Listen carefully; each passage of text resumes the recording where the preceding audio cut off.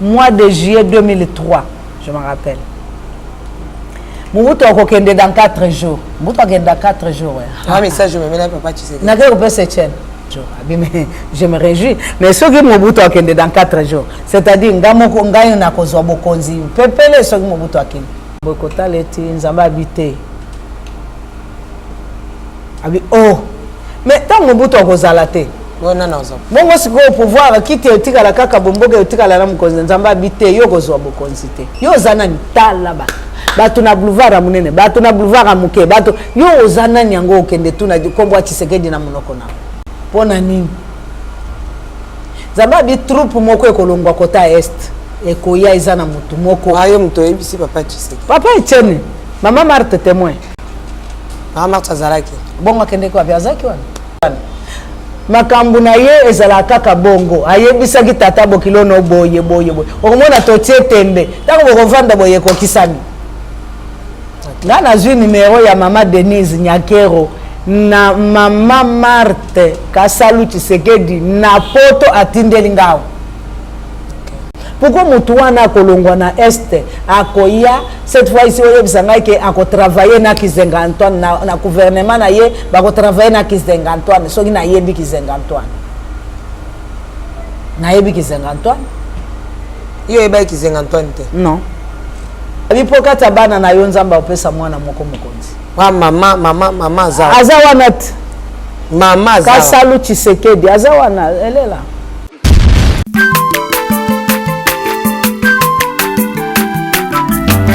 Aza mwana moto te po akosangai. Abongwa ni pete po awangata. Nzambe ya le Nazarien. Le Nazarien. Le Nazarien, le Nazarien. Ebana kitoko koma mokontinga. Atako babakola ki mafuta na musakolima. Lelo ya yo bolingo bakeli le Nazarien. Même si je marche dans la vallée de l'ombre de la mort, je ne crains aucun mal. Shalom. Bonjour chez vous, bien-aimés dans le Seigneur, très chers internautes, nous vous aimons beaucoup de l'amour de Christ. Toujours à mon poste, comme dit Habakkuk, la princesse de l'Éternel, la Saint-Tiffany Mokwa, pour vous donner le mieux qu'on peut, Nandila Kayankolo, Nabiso Ismasia, car c'est lui qui nous donne la force, il nous donne la joie de lui servir et aussi de vous servir. Aujourd'hui, béni soit le nom de l'Éternel, comme à l'accoutumée dans cette émission témoignage où notre maman, la servante de Dieu, Esther Tayo, qui est en train de nous donner l'expérience qu'il a passée avec le Seigneur Jésus-Christ. Il est en train de partager cette expérience avec nous. En tout cas, nous sommes bénis. La fois passée, les enfants de Dieu nous ont appelés, ils nous ont écrit. C'était vraiment du waouh. Vraiment que le Seigneur vous bénisse. Mais avant de lui dire un bonjour, de saluer la servante de Dieu, j'aimerais demander à la régie de nous balancer un cantique pour la gloire de notre Seigneur Jésus-Christ, car la princesse, je suis née le 13 novembre pour la gloire de notre Seigneur Jésus-Christ. Je demande ces cantiques et on se retrouve tout juste après. Danser avec moi le Sako Mokonzi. Alléluia. Merci le roi de rois.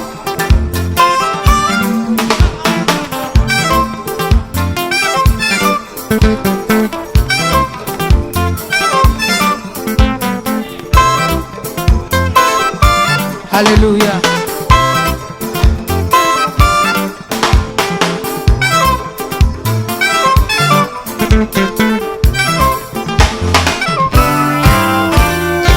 Tombola maboko na yo likolo. Lakisa maboko na yo.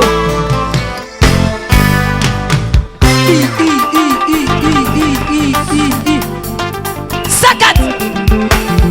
Sakati. On y va. Ah. Salaboye, Salaboye. Assis sur son trône. Salaboye. On y va. Assis sur son trône. Encore, encore, encore.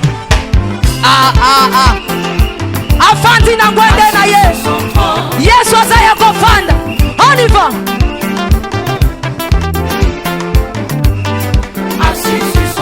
Afandi, Afandi, Afandi, Afandi.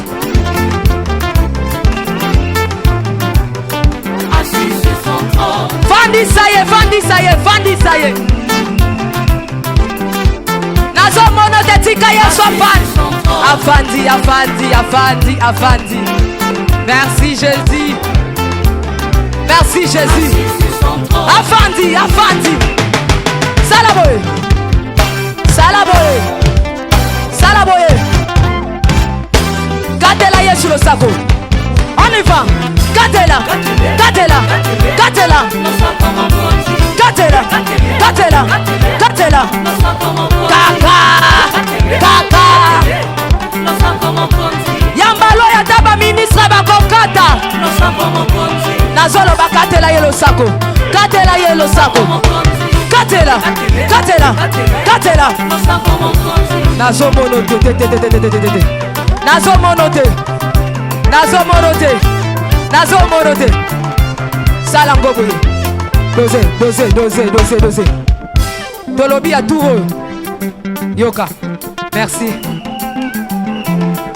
Tolobi boye. Yambaloyo. Ataba ministre bakokata. Ataba généraux bakosala nini? Ataba ministre bakosala nini? Ataba président. On y va. Katela ye toke. On y va. Toke pa Tshisekedi tongo tovandi Tshisekedi aye yamba biso ba 8h 9h Tshisekedi Etienne Tshisekedi aye ko yamba biso na yebisi ye makambo oyo nzamba zoloba abi c'est une bonne chose. Nzambe na yo azoloba ke Mobutu akende mukoni. Pardon. Nzamba bi Mobutu akokende dans 4 jours.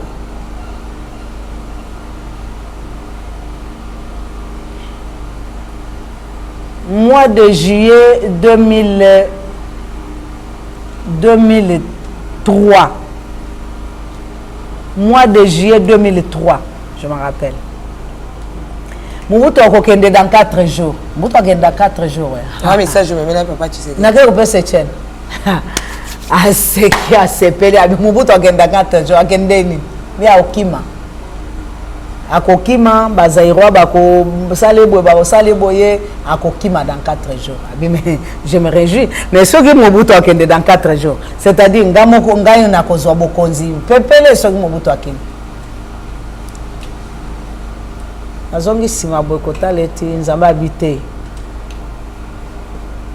abi mais tant Mobutu akozala te non bongo siko pouvoir kiti etikala kaka bomboga etikala na mukonzi nzamba habité yo kozwa bokonzi te abi alors ça ce sont des fables parce que tu dois être la première personne à me dire que ngana ozwa bokonzi te libanda na yetal na ba prophète d'ailleurs tango yo zoya pona kendaka komeka nazo kenende mbangu mpoto umeli komeka po tuna kaka Tshisekedi mbata okozwa yo zana mitala batu na boulevard munene batu na boulevard muke batu yo zana nyango okende tuna kombo Tshisekedi na monoko na alors Nzambe atindaki etokei gloire à Dieu na expliquer ye alobi nazo sala ba fable basakoli nyonso ya Zaire balobi ye muto akozwa bokonzi Nzambe alobi yo kozwa bokonzi te pona nini Nzambe bi troupe moko ekolongwa kota est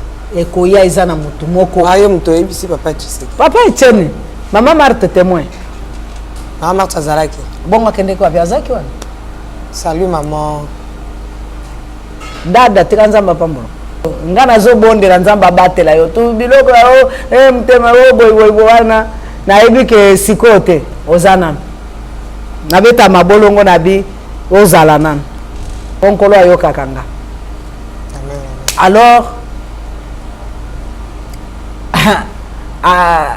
ayoki bakolongwa na este troupe moko ekolongwa na este koya na troupe wana nde mutu moko akoya awa akosoto proclamer mokonzi mutu wana akosala kaka 4 ans après 4 ans mutu mususu akozwa voilà ezaki bongo atali ngai ti alingisi moto ayebisi François abibo kende na ye boya komona ngai dans 6 jours esili un docteur en droit azokanisa ke soki ntango mosusu na ye ntango mosusu makanisi na ngai ezalaki bongo ntango mosusu soki na ye na kobungisa biloko ntango nazonga na koloba esu biloko mosusu alors akodeklase yango ke eza biloko ya lokuta tozongi 6 jours tolali mokolo moko ya mibale 3e jour passe 6 heures bido ya François na porte nini dada yaka tokende mokonzi azozela biso tokende lero ba transport eza facile oza na transport tobimina ngai bime yo nga na uti kosisa prière matinale 6 heures na lalité na ya kotelema sikoyo nte kodécouragé te pardon leki na ngai tokende bonabo na bongami wana papa esili tobimi tozwi transport tokenda epa na ye tozeli ayambi biso abi yebisanga makambo ozali koloba mokolo wana c'était comment na omoni nga bime nayebisaki yo abi na omoni nayembaki bato ebele mpe na travail ke mpe nayebisanga nayebi ke aza un diplomatique nabandi su korelatele ye ti atunini pourquoi nga na ozwa bokonzi te nga binzambe yambala na témoin ezalaki ne kaka bido ya François wana mwasi na ye azali mama Martha azali bongo ayebisaki mama Denise ndeni abengi ye na poto abi omoni mutu wana ozoka Esther Liliane Esther wana makambo na ye ezala kaka bongo ayebisaki tata bokilono boye okomona totie tembe ntango bokovanda boye kokisani nga nazwi numero ya mama Denise Nyakero na mama Marthe Kasalu Tshisekedi na poto atindeli ngao juste 1 mois ou 3 semaines juste après l'investiture. Voilà. Entre parenthèses, c'était ça. Babengi susuye abiyoka ayoka abi ngana kolobani ya lobi boy bato libanda bato nyonso wana bazozela président bapesa baprophétie na ma bapesa tala basakoli mais bato mpe bakanisaki bakondi balingaka nzambe te babondelaka te bayokaka nzambe te. Toute autorité vient de Dieu. Ce qui mutu comme mokonzi motema na ye nzambe comme ko dirigeango à moins qu'il se révolté yemoko. Mais sinon la parole de Dieu dit le cœur des rois c'est un courant d'eau entre les mains de l'Éternel. Il l'incline là où il veut. Amen. Nakanisi c'était ça to solo laki na yebisi a lobby atikali suboite apesi réponse te. Azongi tozongi alobi bozonga boge sala 5 jours boya 5 jours wana toyeka kalelo c'était un lundi to komi mardi tongo bido ya François ye yaka tokende ngabi me viyo yaka ko brisker bato boy yaka tokende mkonzi azozela yo etoke atunga oya wambala komi ngabi misato mais olobaki likambo 4 jours eseleki mobutu akete nde nazongeli nayoki moninga na nga alobi lobela yeke un jour liboso na nzambe eza lokola 1000 ans liboso na nzambe eza lokola un jour abia na conteste wana. Ok, d'accord, je comprends. Et c'est relater susu na yebisi mais pourquoi nzambe apesa nga bokonzi te? Pourquoi mutuana kolongwa na este akoya cette fois ici oyebisa ngai ke ako travailler na Kizenga Antoine na gouvernement na ye ba ko travailler na Kizenga Antoine soki na yebi Kizenga Antoine yo eba Kizenga Antoine te non mais on peut c'est précisément combo Kizenga Antoine et finalement soki yo kondima au travail na gouvernement na bango soki yo koboya ça dépend de toi nzamba lobby ça dépend de toi soki yo koboya kozala flexibilité yo kamo soko kozala flexibilité okotikala ndenge wana oko travailler te okokoma mokonzi mboka te pona nini eloko nini ngana sali pourquoi ngana koma mokonzi mboka te pourquoi nzamba yebisi ebo Zamba yebi pourquoi kopesa yo bokonzi mboka te parce que okozala étouffé pour le moment mokili mobinzamba sali ke mokili mobimba aza ko benge muchikisha c'est-à-dire moni nzete ya munene we nzambi nzo likolo siko mupepo yaka iningisi ngo po mbinzo ekita batu balia muto ya eve ya kamayela batu muchikisha ntungu yazo ningisa yo soko ningisi Asie lobby Europe lobby États-Unis lobby Canada lobby Congo Brazil lobby Afrique mobimba yebi ke Tshisekedi a dit ça lokola lobby ezandengewa siko soko yo komi konzambo zamba yebisenga te okoma mkonzambo yo tikala ka muchikisha yo kozalaka muchikisha yo zandengewana abi pourquoi abi pokata bana na yo nzamba opesa mwana moko mukonzi mama za aza wana mama za Kasalu Tshisekedi azawana elela bankata bana nganzamba kata entala omoni nazo bimisa expression wana lelo omoni batulokola bino senga nazimu bokonzite yo nanya kokozwa yo na gouvernement lokola ya Mobutu osala to gouvernement ya bato bakota este nanya koyeba yo bakozwa yo osala musala ba reconnaître yo pe mais il s'en zambé na yo nangana zo musala pour vivre que toi tu dois travailler ngabite ngana ebisi yo kaka onzambala sili to sololi to bimi na biso to zongi bimi y a pas un problème mais tant yo kozala na likambo oyebisa ngai oya olukaye boya oyebisa ngai koma kindenge wana makambo mboka na oyebisa ye makambo bamboka msusu makambo boye na kubenga bido ya François toke kaka bongo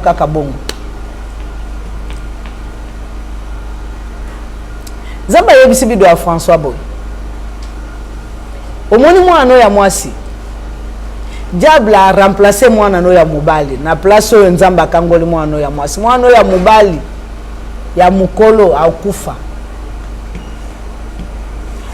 parce que boye po ye alingaka boye te lokwa ye alingi kokangwa mata alingi boye te akokufa akende na libulo elingaki ekende mwana ya mwasi bon azwaki ankaka bon parce que mwana ya mubali ye mutu azali koya kotala ndeko ne ya mwasi je crois que yende alanda ye azali komipesa te na makambo yango ya nzambe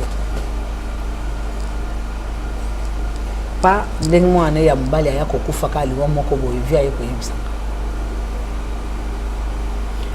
esili tozokoba bamakambo ezokokisama bamakambo mosusu ezokokisama ta mosusu akotuna nga likambo moko boye net piège nzambe apesi ye na précision pa eye kosalema esali ke troupe ebandi koya mobulu ebandi koyeba kabila bazoya kabila motu moko azoya komona kabila boye na boye atindi bido ya François baya kobengaka après combien de temps? 3 ans et demi tokende 4 ans totikala kikaka na kotikala wana atuna kinga parce que asa tunanga makambo ya mabala ya batu entel ozomona eske soki abali eske akobala mwana ya ndeko nanga avanda kananga ya mbali moko azoya eske monde ente o wana za aventurier mais mbali moko akoya 2 mois après mbali moko akoya kobala donc to sto komaki na ba komaki pe mosala nzambe na famille alors gloire à Dieu ayeko tuna abime na ba makambo na biloko na nyonso lobaka ezoko kisama oyo ozaka na statut na lia bakiti na ba mesa atanya ukondoko na mona yo na chayo na mwamba na minito na kata pena katikata saki ya fufu. Oui, alors est-ce que tu bonjour Boni et l'autre côté et puis qu'il y a mon bureau à travailler tes micros. Donc, dès que tu as une galère à niveau 0. Tout ça là, boy. Moi, il y a un bon vraiment mingité. Mais dans autres labino, moi, mon cœur, dans un agence, mon boy, Nazareta. Sarita, c'est du sérieux. Oh. Maman, comment est bon donc yo pèse au foutu bon pour na partir à Porto biso to ya to jibilo. Na bengi ya Scotty. Agence moi ifungwa mi comme na Nazareta. Na kufie. Agence lisusu. Naka sasu mulongo kuna. Pour cela, tu Tuna eza mamba mulongo te. Ye si afuti mbongo kuna partir à poto, biso tozoke ko récupérer biloko oli. Ah, tika boyeko. Yiso mona makama bongo na monte. Bat papa si mbongo kuna biloko récupérer biloko oli na agence. Ezalaka. Mais yango ibandi. Maman. Leki nanga yebisi ngai mais na ndimite. Na lingi na mona ki mona mbeso. Poli kamba boye. Na monte na ne salamate. Maman, yebisa ngai. Ba pesi mbongo kuna biso to récupérer biloko oli awa. Ya solo boutique Nazareta, ezali boutique où ezali à distribution ya produits alimentaires. Ah! Nakali poto sunga bandeko oyo même ba oyo bazana na peu de ressources. Comme on a été bandeko on bazana niveau à Kinshasa même avec un petit rien. Donc à partir à $10, $15. Donc si on a un bon côté, nous devons na poto ko sunga yo, a ozika biloko oli. Eh maman Nazareth nzamba pambola ya bakise mikole belé awa na sena mokili. Et bongo awa tozawa poto yeba adresse awa. La boutique Nazareth a été ici à Kubungate, toza sur avenue Monkoto numéro 1, direction Elengesa. Face à face na église catholique Saint-Vincent. Ah, direction Elengesa, Monkoto numéro 1, à face de l'église catholique Saint-Vincent. Ah, Saint-Vincent d'école. Bon numéro de téléphone, vous en avez déjà vous en avez, on a 3 numéros pour Paris, vous en avez un numéro pour la Suisse, vous en avez un numéro pour la Suède. Ah! Non. Nazareta. Nous allons la Congo Sili. Julia, ngana kangisa kia fufu. Ya modé, yo bandika na fufu. Oui, pour la Nazareta, dans un système en bimbi, na mbongo shingo. Bon, ok. Vous allez Silio. Ça c'est du sérieux. Bien-aimé dans le Seigneur, merci. Topesi mambote na komona SBC gano subozu grâce ya kolanda biso. Tozali na prière pendant 30 jours. Tobanda ki en route aller le premier, pe tokosi sango le 30. Mais les 30 ango to sepeli ke bana nzambe nyonso ba bénéficier na grâce ya prière oyo ekopasser na les Nazaréens. Donc tout ça la prière en direct. Émission économique en live. Tokobondela pona bato en direct. Na yebike mukolango nzamba ko se manifester na ba don lokola ba guérison pe ya ba réponse pe ya ba solution. Et ba question boko luka ko poser si ba témoignage ozo lekana. Donc lokola nzambe akozala na kati ya likambo pona ba solution, alors na sepeli ke yo muto pa o sepeli ko soutenir likambo oyo benga na numéro ya les Nazaréens pour otia connexion na yo. Et kozala le 30 novembre pe kozala en direct, donc tokozwa temps moi na merveille à koleka pour na poser quelques questions. Les Nazaréens et Rolungwesi kezala kati ekoyeb ana tchangosika pasteur Timothée et la sœur Merveille kozala pour na partager ko sambe l'ensemble. Mais mingi tovana na kati ya prière parce que prière ezali moko ya réponse oyo esika nzambe a répondre na yebike mukolango nzambe okangola batebele akopambola batebele pe akosala batebele. Donc numéro les Nazaréens benga tia connexion na yo bakoki ezatema bo soutenir œuvre nzambe nzambe akopambola bino parce que ce jour là le 30 et kozala na 19h tozala en direct nzambe apambola bandeko nyonso ya les Nazaréens pe bandeko nyonso bazwi occasion ya kolanda biso kolo apambola bino ezali ya bino pasteur Timothée tokozana bino ensemble au nom de Jésus le 30 bo soutenir œuvre nzambe nzambe akopambola bino. Merci. Ngana tuni statut. Nga d'ailleurs na sambela na église abato. Na statut te. Au sala étude ni na yebisi na salle commercial. Ngoyo na commercial, au sala commerce to yoko kota na biloko abo ndengeni. Na expliquer ye ndambo abia je comprends. Aux na statut te ngabité règlement d'ordre intérieur ngabité parce que biloko ozolo ba o liboso awa e kokoma bakanga bato balobaka biloko yo o basala boy o bakanga ba église oh parce que moi je vois ça très loin.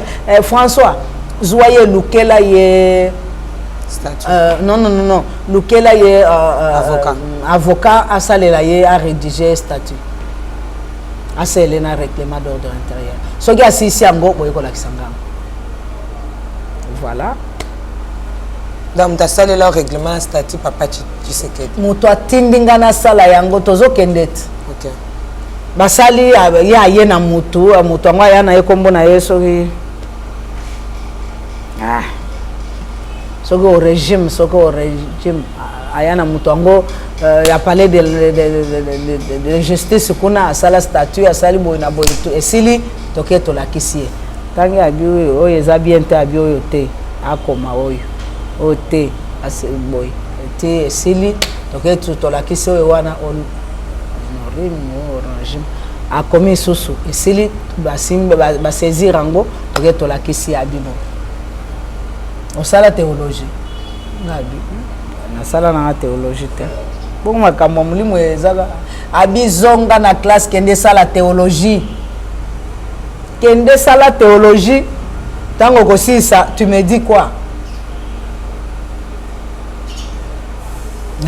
nzamba sungi nazongi na sali théologie nasisi théologie ebisi bido ya François abina bido ya François kende na ye epa ya Kisimba Ngoi c'est un homme de droiture kende lerwana ministre Kisimba Ngoi pe a son âme azaki na ministre ya justice toke pa Kisimba a présenté ba pesi statut ezali boye na boye na expliquer makambo nazomona tout ça OK ça va comme tu as des papiers c'est bon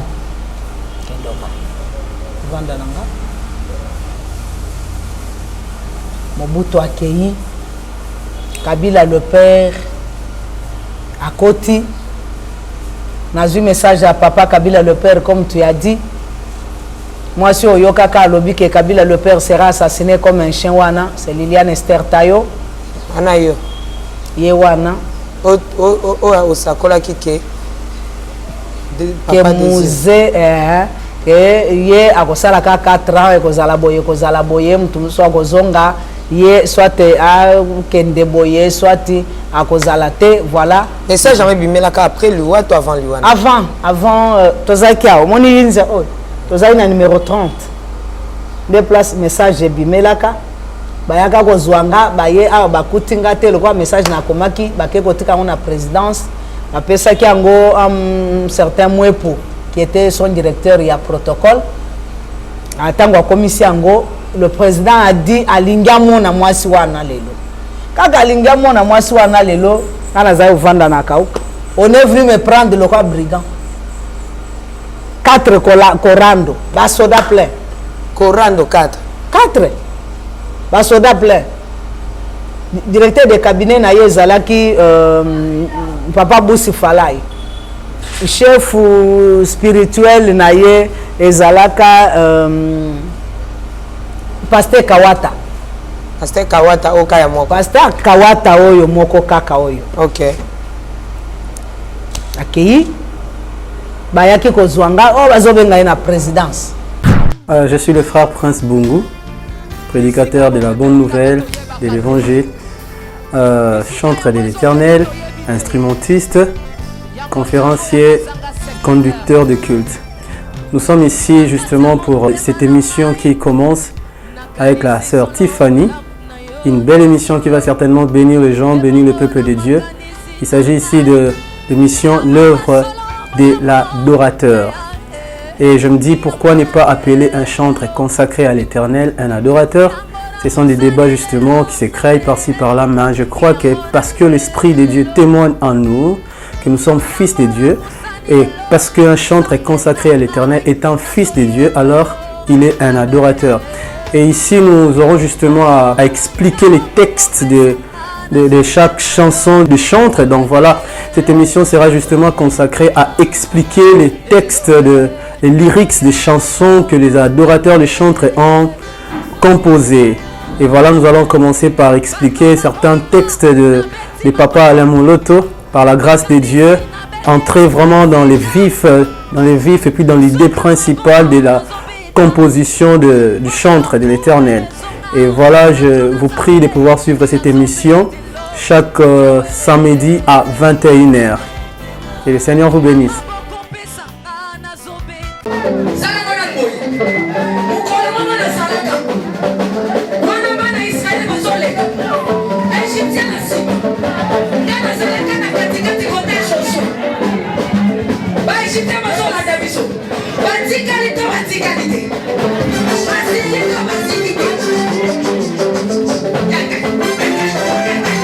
loba Satan aza na ba problème. Oh asimbi kisi. Asimbi kisi. Elikambo kisi te yo peke ndo luka kisi na osala nini? O simba. Biso tozo yemba.